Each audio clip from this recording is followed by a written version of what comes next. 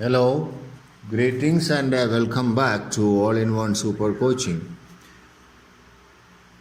Let us continue with the chemistry lessons for CBSE 10th grade, first chapter, chemical reactions and balancing of chemical equations.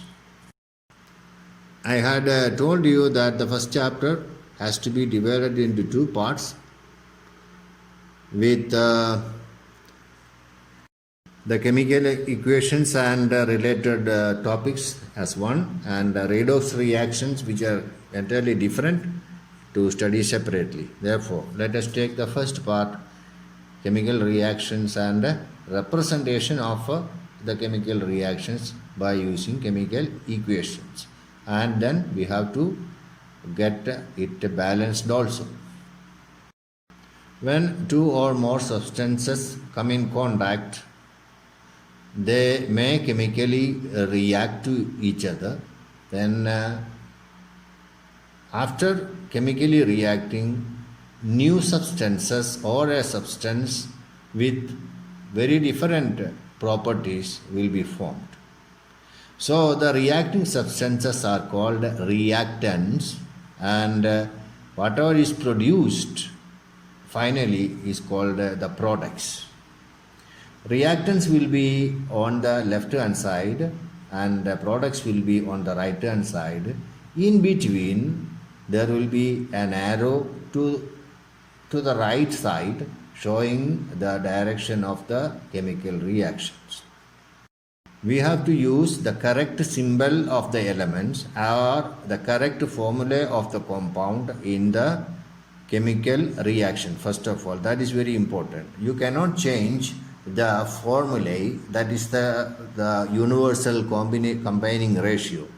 After that only you can make an adjustment to make the atoms on both sides equal. In addition to that, you have to give additional information about the products and the reactants. One important part is that you have to show the physical state of the reactants and products.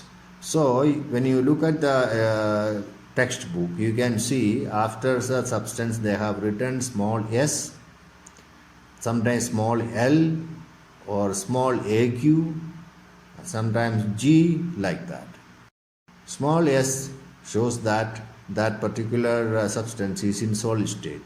L shows that it is in the liquid state, and G shows that it is in the gaseous state. Okay, but the AQ, it is a new thing for me.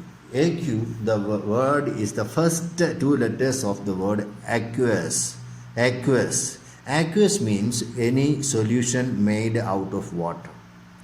Here, AQ means when a product or a reacting substance is placed in water, if it is dissolving into that, then it is staying in the water base.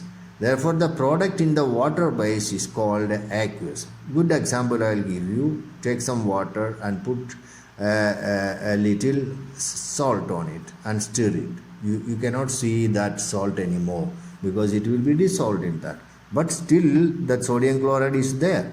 Therefore, when you write the equation NaCl, you have to write that Aq, that is that sodium chloride is in the solution way. It is not liquid. Liquid is a substance which naturally is liquid. Example is water, kerosene, petrol, or spirit, like that, because it's not a solution. The substance itself is a liquid.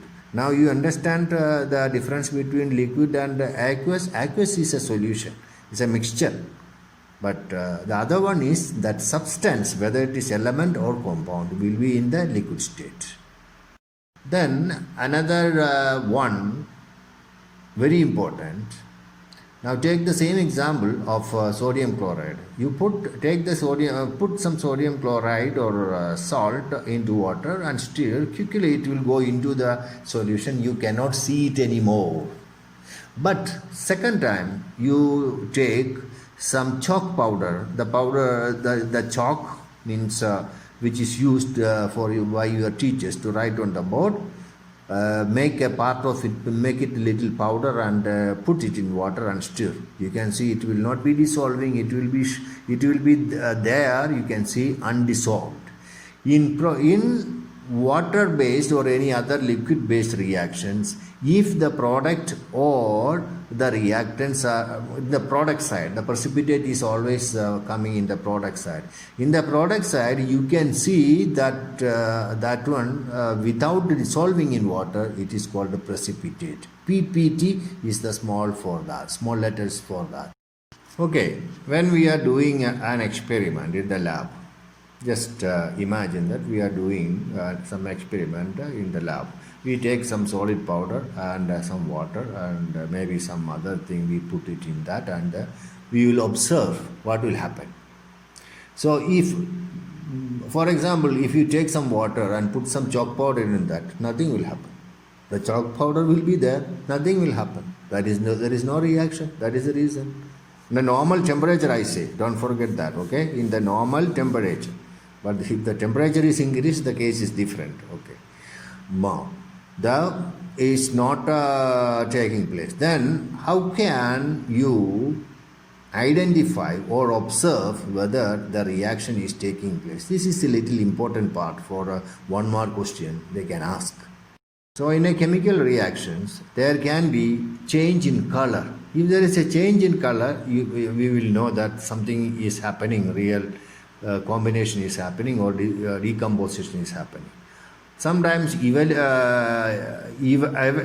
of gas, the gas is coming out of the liquid. That you can see by the bubbles coming out of it. It is easy to see when you are boiling water also, like that water or gas bubbles coming out. Then in the beaker you are doing the experiment, you sometimes can feel cool and hot. What I try to tell you is that is endothermic or exothermic reaction. Okay, if heat is produced, temperature is increased, it is exothermic reaction, and if the heat is reduced, it is endothermic reactions. Okay, so once again, how can you observe or identify whether a reaction is taking place?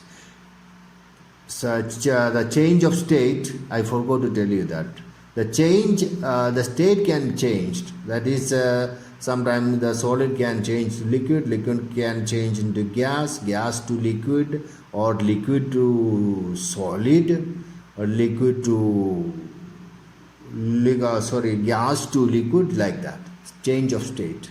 Then change in color. If you see change in color, if see water bubbles are coming out of the liquid, increase or decrease in temperature, formation of precipitate, I told you like that before. If it was clear solution before, now you can see something undissolved, that then it is called a precipitate. Okay, so let us stop now. The next one is going into writing of chemical reactions and balancing.